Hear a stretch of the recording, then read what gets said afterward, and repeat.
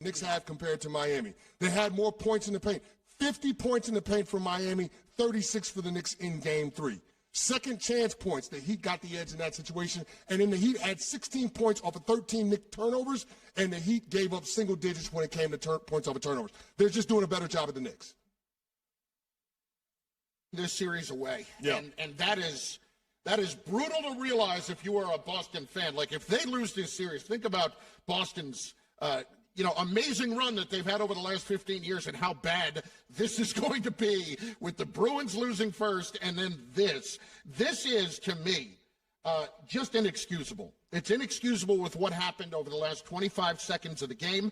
I personally never have a problem when a coach doesn't call timeout if he feels like his team is prepared enough to go run the play, because I don't want to get the defense a chance to get set. If I have Jaylen Brown and Jason Tatum on the floor, I should be, and not just gets to the finals, but if Jimmy Butler were to win the championship, like, this would be up there with the greatest achievements ever. If there's a player out there that deserves to win their first championship, it's Jimmy Butler. Yeah. I would say Jimmy Butler deserves to win his first championship over Nikola Jokic, over Joel Embiid. Like, he deserves it for as many times as he's gotten the Heat to the championship rounds and come up short. You just hope that Jimmy gets this just so he can have that on his resume at the end of his career. Knicks fans today do not hope that Jimmy gets it. Well, Knicks fans can want what they want. I just feel like they're fighting against the inevitable. Listen, for me, and I know you can point to whatever you want to, but the way things went in Game 3, when Julius Randle is not going to be consistent and you are relying solely on Jaylen Brunson, and R.J. Barrett gave you a freaking nothing burger at, 5 for 14? I'm sorry. Like, this is why. 5 of 16. 5 of 16. Yeah. This is minus 32 in 25 and a half minutes. Think about that. R.J. Barrett was minus 32 in 25 and a half minutes. That's hard to do. That's hard to do. And for all of the Knicks fans that were screaming and yelling that they did the right thing in not giving up R.J. Barrett, guys, this is why you make sure you have 2 superstars. This is why. Right now, you don't have one superstar. You have one very high-level star with Jaylen Brunson, who does a great job. But this is why you have to have 2 superstars, and this is why you would have done the Donovan Mitchell deal, even with what it would have cost you. Yeah, Julius Randle is not right, so I guess I have to give them that out or that excuse. Sometimes things are just tied, or it's a situation where you're down by 1 point. So you don't want the last shot to be at the buzzer. You want the last shot to happen where if it's a miss, then you have a chance for a tip-in or for an opportunity to get another shot up. But they didn't do that. I mean, Marcus Smart puts the ball up, but it doesn't leave his hands. Now, granted, Marcus Smart made both shots at the end of the fourth quarter and at the end of overtime, but the one in overtime came after the buzzer. My point is, you don't take your time in those situations. You have to have more urgency and be aware that you are down, and if you miss the shot, you want to give yourself a chance to be an offensive rebound or for a putback. So the Celtics in clutch situations here are not distinguishing themselves. And you asked before the show Cam to get us a stat or two that might back that up. Please share the stat that Cam got from ESPN Sports and Information about the Celtics down the stretch in games on defense here in the postseason. Have at it, Canty. You want to give it or no?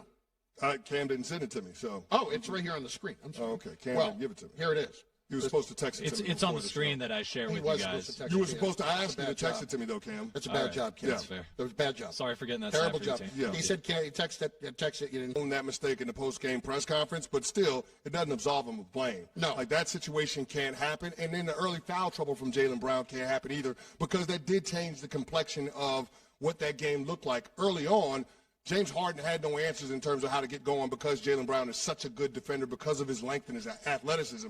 But because he had those 2 early fouls, now you're talking about somebody else having to be the primary defender on James Harden, who is the head of the snake when it comes to that Sixers offense.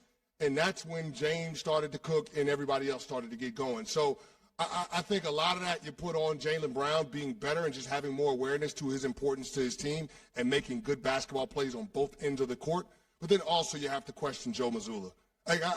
Listen, Marcus Smart made a shot at the end of regulation to get you in overtime, but you can't have the end of the fourth quarter and the end of overtime end in Marcus Smart taking the final shot. That just can't happen.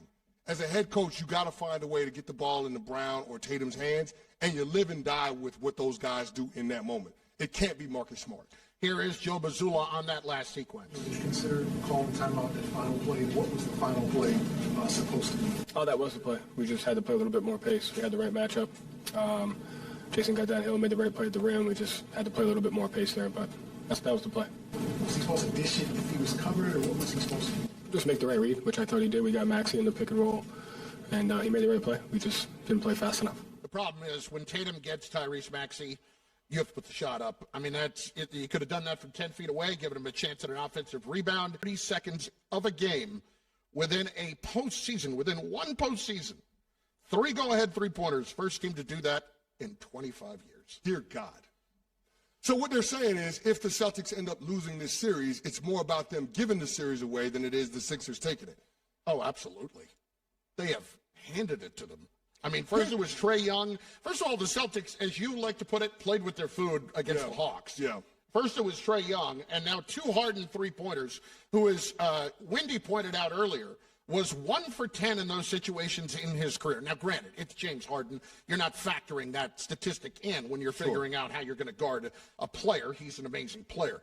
But you cannot look at what the Celtics have done in crunch time and feel good about what's going on right now. I mean, to me, I would still, having seen all of this, still give the Celtics feel just awful. Absolutely awful about what's going on. Well, here's what I don't understand about the Celtics defensively, right? I mean, Joel Embiid was absolutely abysmal in the fourth quarter. He was 1 of 6, 2 points in the fourth quarter. I mean, fourth quarter and overtime, he was combined 2 of 8. Joel Embiid wasn't doing the damage. It was James Harden. So at the end of regulation, you let James Harden get in the paint for a little bit of floater to put the game, to essentially make it an overtime game. And then at the end of the overtime, you allow him a corner 3. Label it as an excuse. It's a reason. But to me, the Miami Heat are taking a page out of Tom Thibodeau's book and basically doing what the Knicks have